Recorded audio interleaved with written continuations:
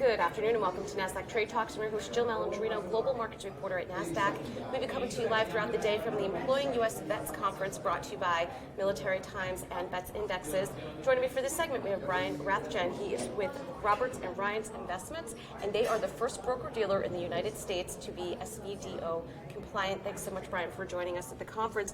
What does that mean, the first SVDO broker? So we're a service-disabled, veteran-owned broker-dealer based here in Manhattan at 39 Broadway. We were founded in 1987 by a disabled Marine, Dan Roberts. He came back from combat in Vietnam, and he founded the firm to provide financial transactions for the country. All right, it's amazing to see how it was, one of the first before ESG and ERG became so well known. And is the industry doing enough, and what can it be doing better for veterans transitioning into civilian life and supporting them, for the rest of their career? Well, I think that it's always difficult for a veteran to take all his capabilities from after serving in the military and try to translate them to the corporate world. The abilities are unbelievable, but sometimes in the civilian world, they don't really understand how the skill set that they developed in the military really translate to corporate life. And I think one of the biggest things is there's unbelievable capability that veterans have beyond just showing up on time. Everybody shows up on time, but they're really great problem solvers for the most part. And I think that there's just the buffer. There's definitely a desire from the corporations to help veterans, but I think sometimes translating the skill sets and seeing how that fits into the corporate world. So I think it's just a matter of educating the civilian world what the skill sets of someone who spent 4, 5, 20 years in the military and how that translates to their business problems that they're facing. Yeah, I mean, it seems like it makes so much sense with the military. What's the first thing you think of? Tactical training, strategy, and execution. It just seems like it would be such a great fit for corporations, and I think it's encouraging that more corporations are taking these steps to bring them into the company and give them the skills and the leadership training to get to the next level.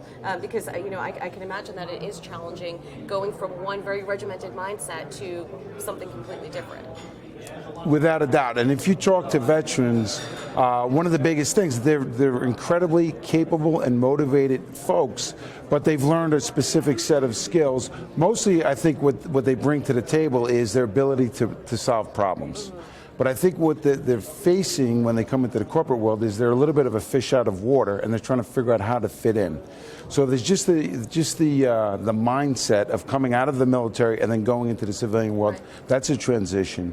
But trying to figure out how they can take what they've done in the military and make a financial impact to a corporation. I think there's just a little bit of a disconnect, and both sides need to be educated how they can match up. So at Robertson Ryan's Investments, give us an example of when you have someone who's coming out of the military and coming in and converting into the civilian mindset. What's an example of a way that you would help them? So I think the biggest thing we try to do, we're a firm, we've got 18 employees, or partners really. 9 of us are veterans. All of us are Wall Street veterans. But when we take folks out of the military, what we try to do is just give them a task, tell them why they're doing the task, and then let them figure it out, because that's really the best way to do it. No one really likes to be micromanaged, particularly military veterans. They're very good if you give them a mission and a why about coming up with the solution, how to do that. Well, we're doing at Robertson Ryan because we realize as a financial services, that's not really for everybody. So what we're trying to do is not grow and employ veterans, but what we're trying to do is what we do is financial transactions, and we take 10% off the top of every transaction. We donate that to some very good causes out there that are skilled in taking veterans and helping them transition. For example, Helmets to Hard Hats is run by the unions. It's a nationwide program, and what they're trying to do is take military veterans out of the military and then put them into high-paid apprenticeships within the trades, teach them a trade. So what we're trying to do is not take a veteran and pigeonhole him into a financial service if it's not a fit for them. If you look at the stats, most veterans, when they come out, on average, they only stay 12 to 18 months because they didn't really find the right fit.